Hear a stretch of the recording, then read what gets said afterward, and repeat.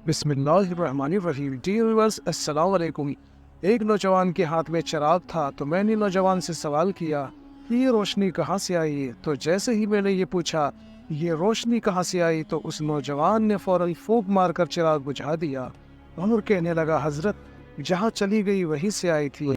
दूसरा वाकया, एक बार 10-12 साल की एक लड़की आ रही थी। उसकी बात ने मुझे हैरान कर दिया। बारिश हुई थी, मैं मस्जिद जा रहा था और वो बाजार से कोई चीज़ लेकर आ रही थी। जब ज़रा मेरे करीब आई तो मैंने कहा, बच्ची ज़रा संभल कर कदम उठाना, कहीं फिसल ना जाना। जब मैंने ये कहा तो उसने आगे से जवाब दिया, हजरत मैं फिसल गई तो मुझे नुकसान होगा, आप ज़रा संभल कर कदम उठाना, अगर आप फिसल गए तो कौम का क्या बनेगा।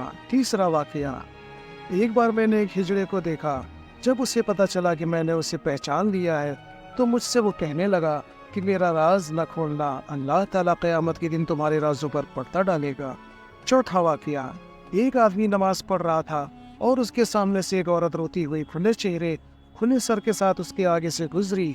जब उसने सलाम फेरा तो उस औरत पर बड़ा नाराज हुआ कि मैं नमाज पढ़ रहा था, तुझे शर्म नहीं आई, तुझे ध्यान नहीं, नंगे सर खुले चेहरे के साथ मेरे सामने से गुजर गई।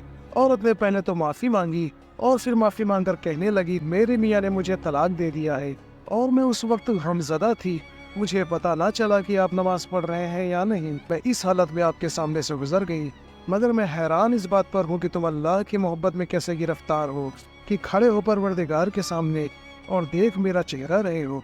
हसन बसरी रहमतुल्लाह अलैह फरमाते हैं कि उस औरत की ये बात मुझे आज तक याद है।